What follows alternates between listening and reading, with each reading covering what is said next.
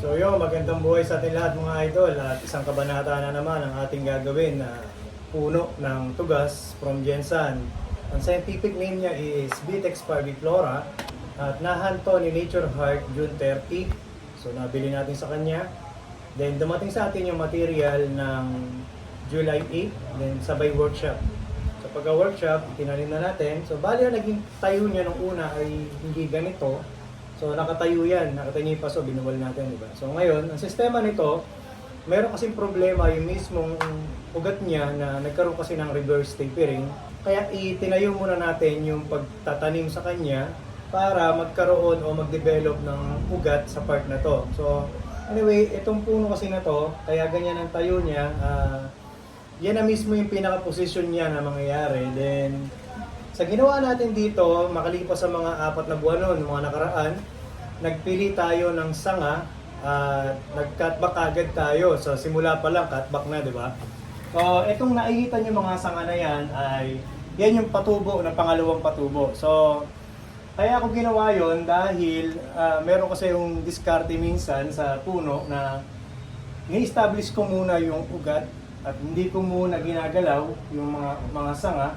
Then dito ngayon, malalaki na yung unang supling niya.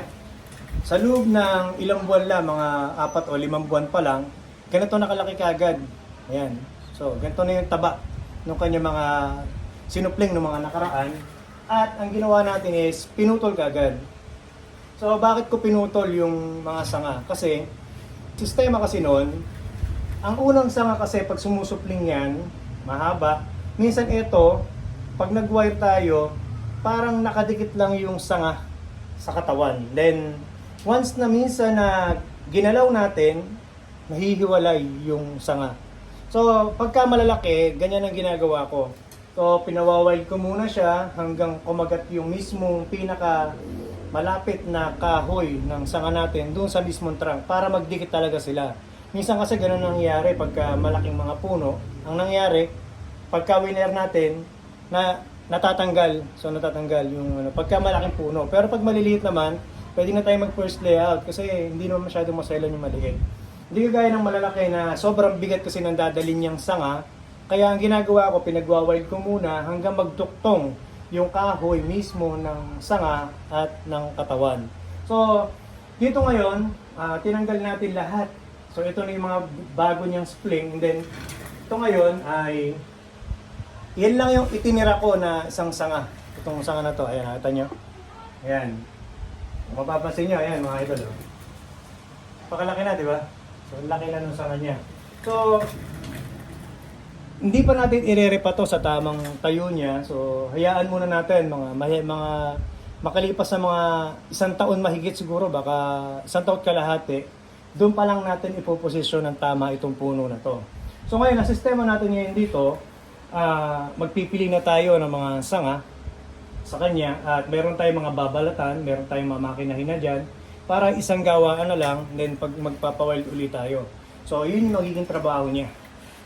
So sabi ko nga, napakaswerte ko dito sa puno na to at tayo ang nakapag-mine nito nung pinost to kagad at nakita agad natin yung materyales.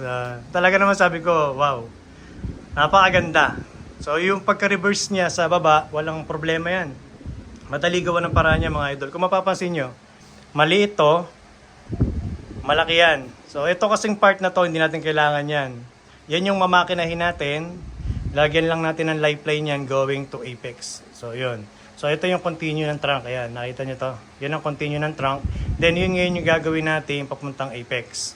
Doon sa likod, meron siyang shari, meron siyang jinden. So tara, magsimula na tayo. So bali ngayon dito sa harap, ayan, napansin nyo to. Ayan, ayan. Itong sanga na to nanggaling sa likod dyan. So walang problema yan kung nanggaling sa likod dahil ito Yamadori yan.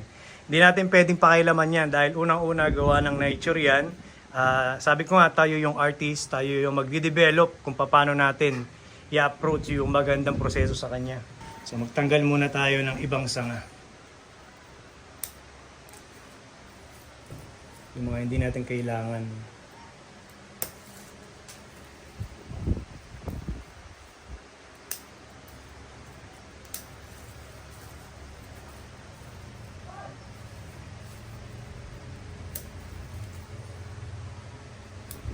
Grabe, ganda ng supling.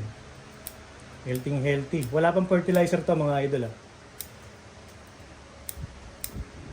Ngayon, pag na first layout to, doon pa lang ako maglalagay ng fertilizer. So ito na mga idol, napilihan na natin yung puno at yan lang ang mga natirang sanga na kailangan natin. So ito yung sinasabi ko sa inyo na yung unang putol ko sa kanya. So, ito natin ito. So sobrang tibay niyan. So pinawild muna natin lahat yung mga nandito. Ayan, kagaya niyan, ang laki din ito. Ang laki din yan, saka ito. So yung mga yan, nag-wild yan ng una. So tapos pinutol natin para matibay siya. So ito rin, yan, mga yan, matitibay na yan. So duktong na yung kahoy niyan doon sa mismong trunk. Ngayon, dito ngayon sa gagawin natin, hindi muna tayo magwa-wire.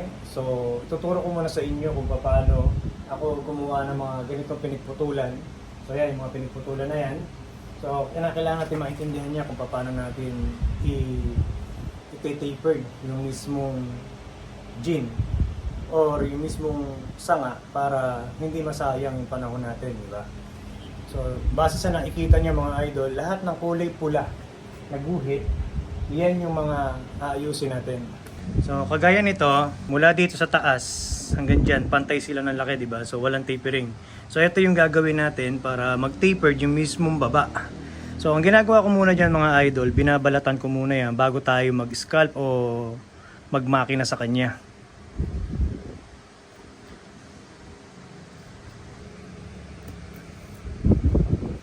So ito mga idol Japan surplus lang to nabili.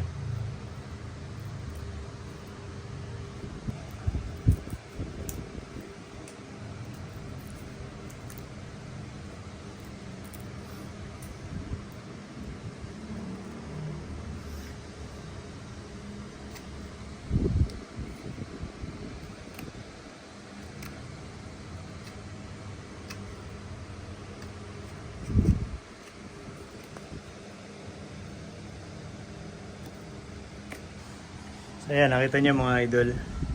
Yung mismong trunk, malaki dito, then papaliit na doon, di ba? So mamaya, ito ngayon, tatanggalin natin tong part na to.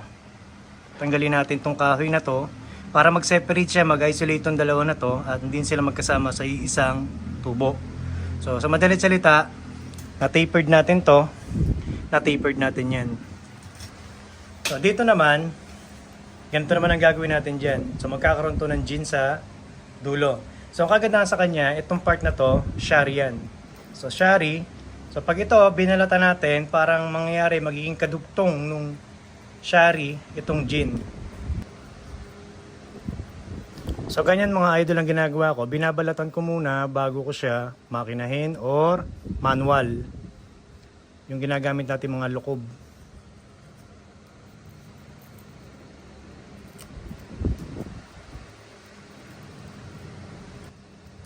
So guhitan nyo muna, pagkaguhit tsaka nyo ganituhin.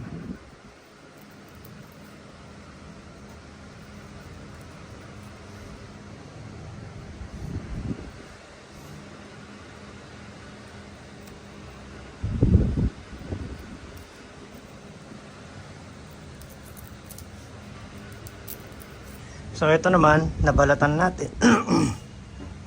So ito naman, nabalatan na natin mula dito hanggang doon sa pinakailalim niya. Binalatan din yan. Pati dito sa kabila. Ayan. Nakita nyo. Ayan, binalatan din natin. Then pagdating sa ilalim, meron din siya. Ayun. So iba-ibang estilo yung ginagawa natin. Hindi siya lahat ganyan. So kumbaga may binabagayan, merong ano. So yun yung mga sinasabi namin na minsan hindi namin maituro sa inyo gawa ng yung pakiramdam namin kung aakma ba yung ginagawa namin o hindi. So base doon sa experience namin, so iyan yung sinasabi namin lagi na kayo na mismo yung sinasabi namin na makakalikha, na kumbaga kami lang yung daan para magbigay ng basic sa inyo, di ba?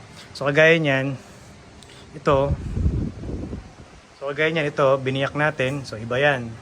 So ito naman, magiging gin. So magiging part siya ng shari. So ito yung shari. Then pag ito naging maliit na to, parang makikita nyo mamaya, ito, kaduktong yan na pumasok sa loob hanggang lumabas dito. So ito naman, dahil maliit lang siya, hindi natin gagawin kagaya nun. Kasi yan, maghihilom yan. So, ibig sabihin mga idol, ito kasi applicable to dahil malaki, di ba? So, mahirap paghilumin yan. So, dito naman, ganun ang gagawin natin. Tatama lang natin ang putol yan.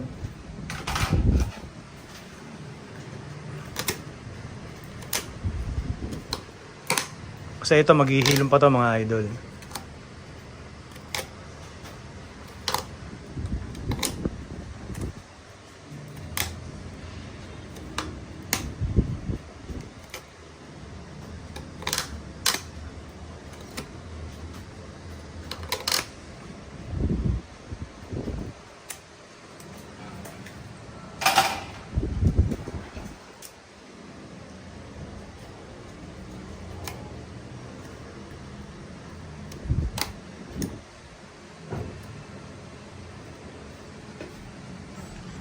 So yung ganyan kaliliit, kaya pa paghilumin niya, pag lumaki tong sanga na to, humatak yan.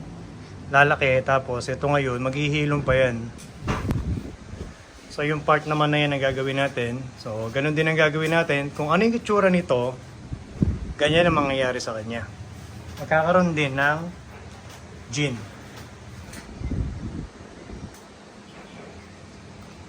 Lagi dapat ang ginagawa, guhit muna bago i-final. So kung mapapansin nyo, bakit yung pinaka guhit is papatulis dito. So yung natural niya kasi pagka nauulanan, naaarawan, pagka yung tubig kasi dyan dumadaan. Kaya yung mismong part na yan ang naging patulis.